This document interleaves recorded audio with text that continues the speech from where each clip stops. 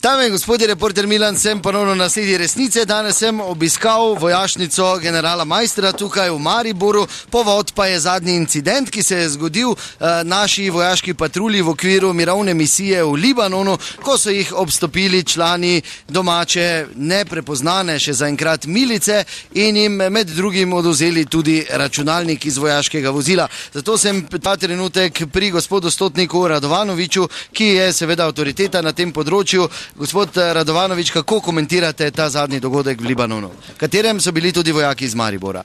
Dober dan, najprej da samo eno stvar razjasnimo. Vi ste rekli še neprepoznana milica, čute gre za arabske milice, to so dozop oboroženi ljudje, tako da s tem ni heca.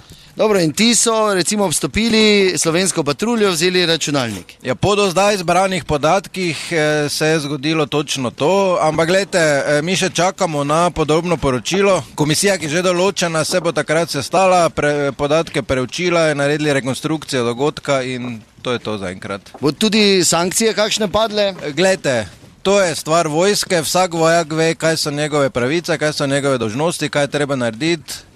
Mi bomo ukrepali v skladu z našim pravilnikom in to je to. Jaz bi samo vprašal še ta računalnik, naj bi bile tudi občutljive, tajne informacije na njem spravljene. Glede, da se ne ponavlja, že na prejšnje vprašanje sem vam tako odgovoril, to je stvar vojske. Ja, pa kaj bi recimo, kako bi pa morali naši vojaki reagirati? Še enkrat se ponavljam, vsak vojak ve, kaj so njegove pravice in kaj so njegove dolžnosti. No, pa naj vas tako vprašam, Stotnik Radovanovič, če bi vi bili v tem avtomobilu včeraj? Bi računalnik še dalje uporabljali. Ja, ti bi uporabljal, ti bi tam uporabljal. No, nižji vodnik Breznik, dajmo se obnašati v skladu s pravilnikom, ne?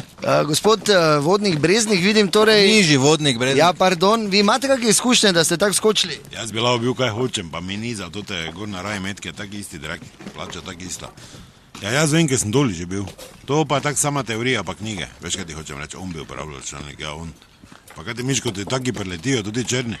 Pa to ni orožja, kjerega nimajo, pa to ni nič. Vse to ni križiče, gospodske šrost, marajo bi zelo nekam skril, tam ni nič. Tam pride vun z peska, kot ti svisci, razumeš, tem da so nabasani z bombami, pištolami, ono, vse največ kdo je kdo. Kaka milica. Tam imajo 3 pastirje toliko orožja, kot kasarna v Bistrici, pa nas kaj si zmešan, ali kaj? Kaj boš to naredil? Jaz, da sem v avtu, da me vprašaj, jaz, ko sem tam bil, jaz, da sem v avtu, pa sto zdi, da me vstavijo. Jaz si dam ruto prek klapa, začnem kuj šofera rezati, pa arabsko govoriti, halala, pa ga začnem tuči, češ, da sem z njimi. Kaj boš, samo gledaš, da svoj rit rešiš. Onega natučeš, pa greš peš, kot da nič ni, mislim, greš. Ne veš, kaj ti bo naredil. Je v avspuk potisnil ono, drugo, kaj boš to? No tak se sigurno ne postopa v takih primerih. A kak se pa postopa, kaj miš, da sem šel zdaj vojno? Tam stotimi, na njihovem domačem terenu. Kaj si blesal ti, zaradi tega laptopa prav starega, ko je bila to tako vkradena navigacija, gor, ko imamo dol iz Partisa potegnjeno. V redu, ja. Se tako nijamo, no pa kaj boš ti bi, obrano računalnik ti bi, obrano, ja. Z vrečko poknemo, se poserite, vsi v pisarni. Dobro, dragi dame in gospodje, hvala lepa, do naslednjič ne pozabite, resnica ni plenica, pa vendar marsikomu smrdi.